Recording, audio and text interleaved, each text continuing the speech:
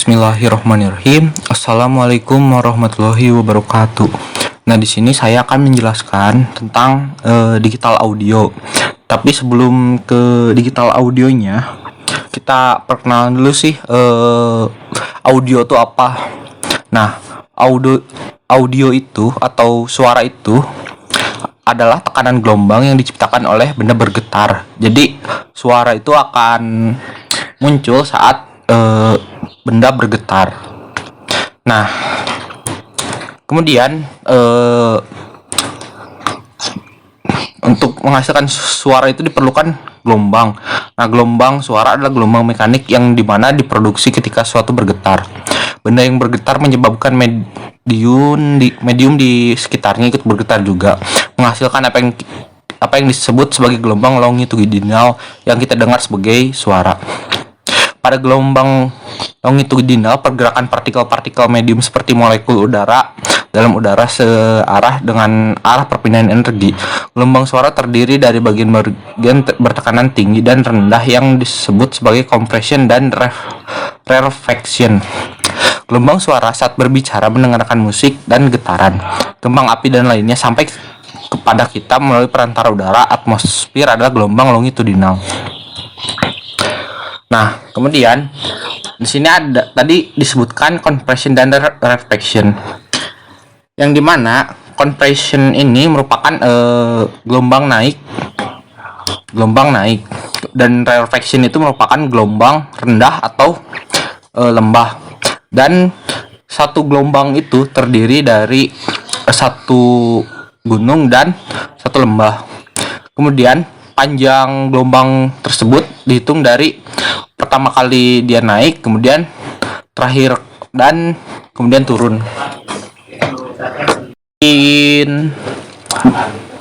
Semakin kecil jarak gelombangnya, maka atau semakin kecil panjang gelombangnya, berarti dia itu termasuk frekuensi tinggi. Jika gelombangnya semakin jauh atau semakin landai, maka gelombang tersebut merupakan frekuensi rendah.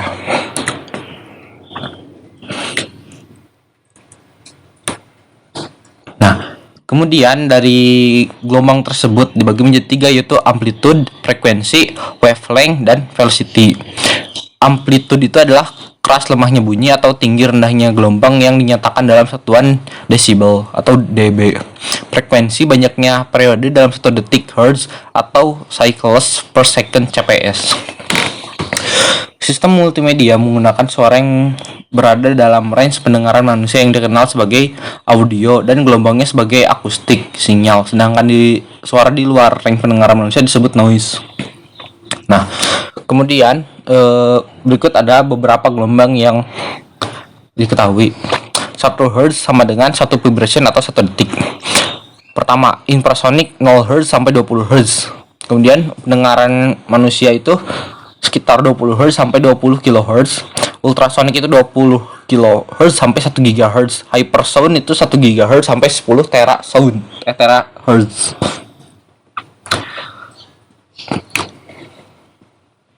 Nah, wavelength atau panjang gelombang yang dirumuskan sebagai C per F, di mana C sama dengan kecepatan rambat bunyi, F sama dengan frekuensi. Berapakah velocity? Kemudian velocity kecepatan perambatan gelombang bunyi sampai ke telinga. Pada udara kering suhu 20 derajat Celcius, kecepatan rambat bunyi sekitar 343 meter per sekon. Nah, kemudian suara digital. Suara digital ini berasal dari mikrofon. Kemudian, tapi sebelum masuk ke mikrofon, dia itu tipe suara yang berbentuk analog gitu. Jadi setelah masuk ke mikrofon atau alat elektronik zaman sekarang, dia akan menjadi digital audio.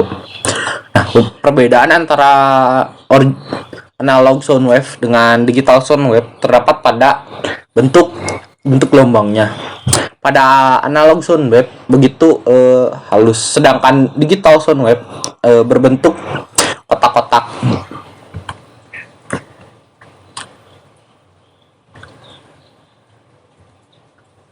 Nah, kemudian di sini ada linear dan non-linear quantization.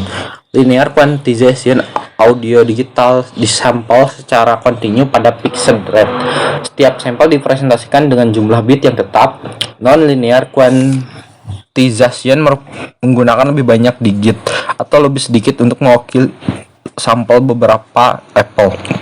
Untuk media suara lebih penting untuk memiliki representasi yang lebih halus, lebih banyak bit. Untuk sinyal amplitudo rendah daripada tinggi karena sinyal amplitudo rendah lebih sensitif terhadap noise dengan kemudian kuantitasi non-linear. Delta modulation. Pada delta modulation ini adalah sinyal analognya di tracking. Nah, apakah sinyalnya itu naik atau turun pada setiap intervalnya. Bit 1 digunakan untuk merepresentasikan kenaikan level tegangan pada sinyal dan bit 0 merepresentasikan turunnya level tegangan. Output dari delta modulation adalah bit tunggal untuk setiap sampel. Digunakan juga pada berbagai teknik kompresi data. Nah, mungkin cukup sekian penjelasan tentang audio digital dari saya. Mohon maaf bila ada salah-salah kata. Wassalamualaikum warahmatullahi wabarakatuh.